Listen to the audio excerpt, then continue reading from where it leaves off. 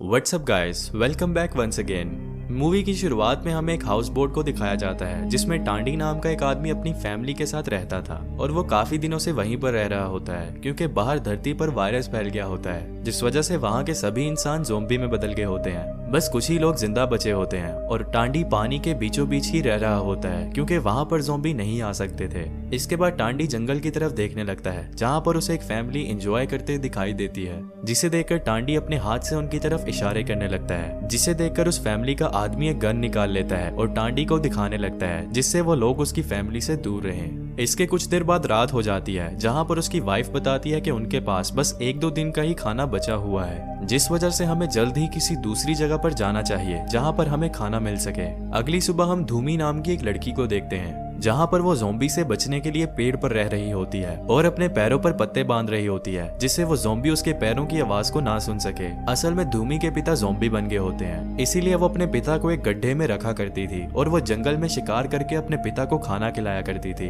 क्योंकि वो अपने पिता से काफी ज्यादा प्यार करती थी। वहीं दूसरी तरफ हम टांडी को देखते हैं जहाँ पर उसे एक बोट पानी में पलटी हुई दिखाई देती है, जिसके बाद वो उस बोट के पास चला जाता है और उसके अंदर चला जाता है जहाँ पर उसे काफी सारा खाना मिल जाता है, जिसे लेकर वो अपनी बोट में आ जाता है जहाँ पर वो अपनी पत्नी को बताता है कि उसे उस बोट से काफी सारा खाना मिल गया है जिससे हम 3 महीनों तक जिंदा रह सकते हैं। इसके बाद रात में टांडी सोने के लिए चला जाता है और तभी उसकी वाइफ उस बोट के बारे में सोचने लगती है जहाँ पर वो सोचती है कि शायद उसे वहाँ पर कुछ और चीजें भी मिल सकती हैं, जिस वजह से वो उस बोट के अंदर चली जाती है जहाँ पर वो सभी चीजों को ढूंढने लगती है और तभी उस बोट से कुछ आवाजें आने लगती हैं, जिसे सुनकर वो समझ जाती है कि वहाँ पर ज़ोंबीज हैं और वो वहाँ से भागने की कोशिश करने लगती है। लेकिन तभी उसे पीछे से कोई ज़ोंबी पकड़ने लगता है और उसे अंदर की तरफ खींचने लगता है, लेकिन वो कैसे भी करके वहाँ से भाग जाती है और अपनी बोट पर आ जाती है। इधर टांडी देखता है कि उसकी बच्ची काफी ज्यादा रो रही होती है, जिसे देखकर वो अंदर की तरफ जाने लगता है जहाँ पर उसे काफी सारा खून दिखाई देता है, जिसका पीछा करते हुए वो अपनी पत्नी के पास आ जाता है जहाँ पर देखता है कि उसकी पत्नी काफी ज्यादा घायल होती है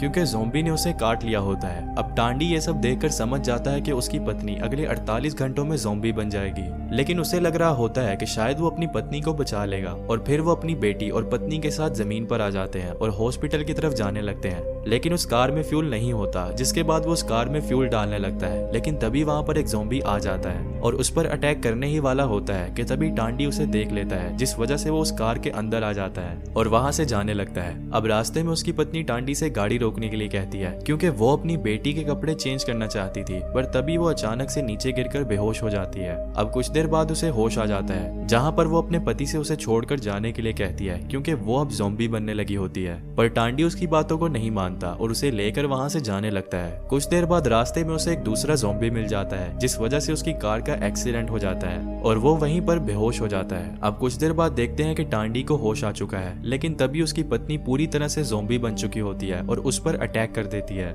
जिसके बाद टांडी अपनी बेटी को लेकर कार के बाहर आ जाता है और अपनी पत्नी को वहीं पर मार देता है। जिसके बाद देखते हैं कि उसकी पत्नी ने उसके हाथ पर काट लिया होता है, जिसके बाद वो काफी ज्यादा परेशान हो जाता है क्योंकि वो सोच रहा होता है कि वो भी कुछ ही देर बाद ज़ोंबी बन जाएगा और अपनी बेटी को ज़ोंबी बना देगा, लेकिन उसके पास अभी भी 48 घंटे बचे होते हैं, जिस वजह से वो अपनी घड़ी में टाइमर सेट कर लेता है और अपनी बेटी को लेकर वहां से जाने लगता है। अब तभी रास्ते में उसे वही ज़ोंबी मिल जाता है जिससे उनकी कार का एक्सीडेंट हो गया था, पर तभी वहां पर धूमी आ जाती है क्योंकि वो ज़ोंबी धूमी का पिता होता है। जिसके बाद धूमी अपने हाथ को काटने लगती है, जिससे उसके हाथ से खून निकलने लगता है और वो ज़ोंबी खून की महक से उसके पास जाने लगता है। इसके बाद टांडी अपनी बेटी के साथ आगे की तरफ बढ़ने लगता है। अब कुछ देर बाद उसे एक गांव दिखाई देता है जहां पर उसे घर में एक औरत दिखाई देती है और वो उसके घर पर रुक जाता है। अब टांडी सोचता है कि वो अपनी बेटी को उसके पास छोड़कर चला जाएगा, लेकिन तभी उसे पता चलता है कि उस औरत को 3rd स्टेज का कैंसर है और वो जल्द ही मर जाएगी। जिसके बाद टांडी अपना फैसला बदल लेता है। वहीं दूसरी तरफ हम कुछ लोगों को देखते हैं जहाँ पर वो सभी ज़ोंबीज को मारकर जंगल की तरफ बढ़ रहे होते हैं और तभी हमें धूमी की मॉम को दिखाया जाता है जहाँ पर वो अपनी बेटी धूमी को ढूंढ रही होती है,